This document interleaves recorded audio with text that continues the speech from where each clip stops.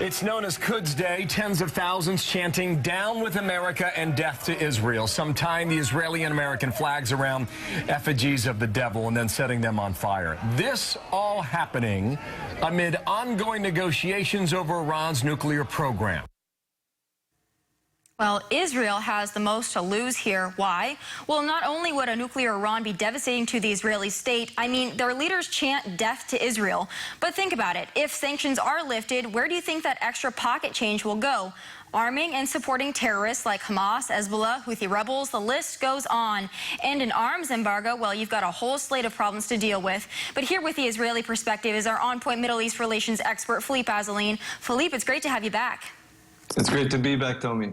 All right, Philippe, I want to talk about BDS, but before that, we have to talk about this Iran deal because they're chanting death to America and Israel. All these from the people that want nukes for peaceful purposes. How nervous should Israel be about this deal?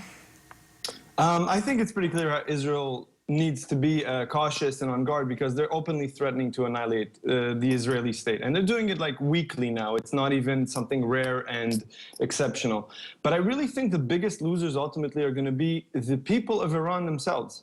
Because if that kind of regime that organizes parades calling for death to America and death to Israel gets nuclear weapons, nobody's going to want to destabilize it, right? Especially with the Middle East the way it is now. So it's buying insurance to stay in power indefinitely like North Korea. And there's a lot of people in Iran that want democracy and will never have it if that regime is armed with a nuclear weapon. Philippe, you never cease to amaze me because every time I have you on, you bring up a perspective that I'm not seeing on the mainstream networks, and I'm glad you brought that up. You're exactly right. For those that are just talking about how dangerous a nuclear Iran would be to the world, let's talk about the people of Iran, the people that supposedly are good-intentioned folks there that want democracy. They're pushing for that. We know we had a revolution that failed to get off the ground, but now if they get a nuclear weapon, you're right, that does solidify that regime there, and there's no hope for the Iranian people, as well as Israel, the West, and other democracy-loving nations. So thank you for bringing that to us. Is very important. Pleasure. So I wonder, going forward here, we've extended it yet again. Do you think we are going to get a deal out of this? Will the United States really walk away, in your opinion? No.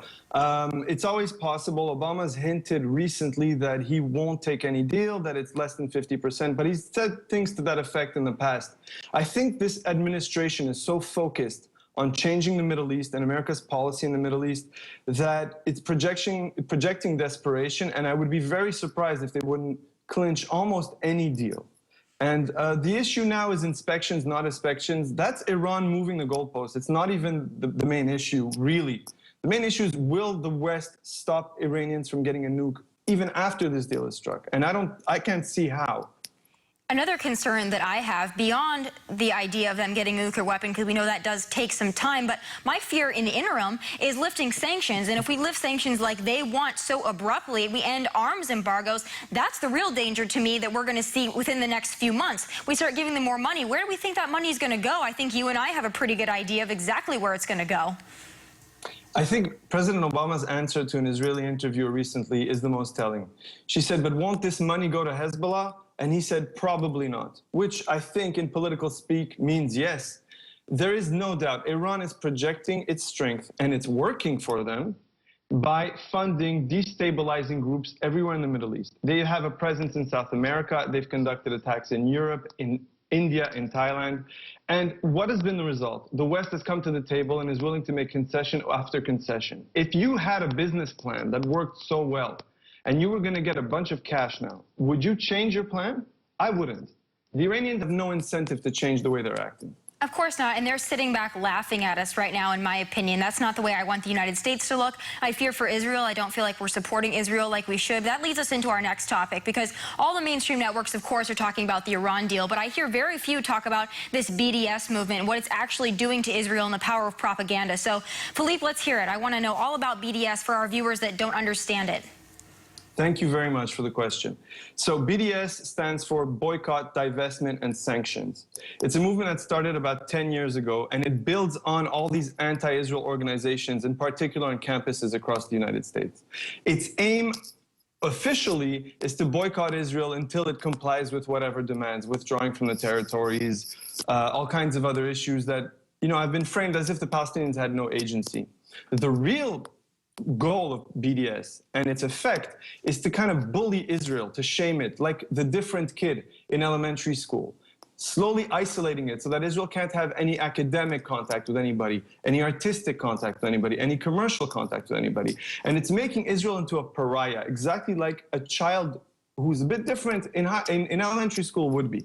And that's the real damage, because now I teach at UCLA and there's other universities where Muslim and Jewish students are being divided by this. I mean, the impact is being felt here, not just in Israel. Thanks for mentioning that as well, because you're right, it is starting to take hold here in the United States. We talk about what's going on with Israel, with Hamas, with Gaza here, but let's bring it right back here to the United States, because we have a lot of Israelis like yourself living in this country. And you're right, Israel has been given a bad name by this BDS movement, and it's through the power of propaganda. So can you explain from your personal perspective as well what it's doing to just Israelis that are trying to live their life day to day? Yeah. So first of all, I think it's counterproductive to peace, because if Israelis feel they're not understood and they're suffering and nobody actually even gives them the time of day when they're trying to explain how they respond to protect their own children, it's going to make them retrench. It's hurting the small people in Israel, artists who want to reach out to the United States or Europe and make their name known, entrepreneurs, scientists, academics. But it's also hurting us here in terms of the concrete effects. For example, Israel's a world leader, if not the world leader, in water technology. California is having a terrible, terrible drought. We need water in California. Israelis came to try to teach American and Californian companies how to, skip some steps and get some water for cheap. And there were groups related to BDS in Sacramento protesting against any association with the Israelis. So it's hurting small people there. It's hurting students on campus. It's hurting chances for peace, and it's hurting us here. I'm glad that you're bringing light to it. It's very important. We could be working with Israel like we've done in the past, but these movements are changing the character of Israel. It's not fair. Now, I do have to wrap, but I do want to get your take on something very important. I want to move to ISIS now. And we've talked about it before, their increasing presence in the Gaza Strip. What do you think projecting in the next few months? Do you think ISIS is going to be able to take a more firm hold of the region? I'm glad you asked me that. ISIS is taking a more firm hold. You've seen what happened in Egypt in the last few days and weeks, where they've done brazen, spectacular attacks in the Sinai. Sinai is right at the border of Gaza. And the Egyptians think Hamas is somehow involved. Hamas is trying to hedge its bets, keep power in Gaza, but not anger ISIS too much. ISIS is getting closer in the north of Israel. So it's a very new development where ISIS is more aggressively focusing on that area now. And Hamas is having a hard time paying salaries in Gaza. It's having a hard time being relevant. It's invested all of the aid money it had into new terror tunnels into Israel, I think because it wants to show it could be just as savage towards the Israelis as ISIS.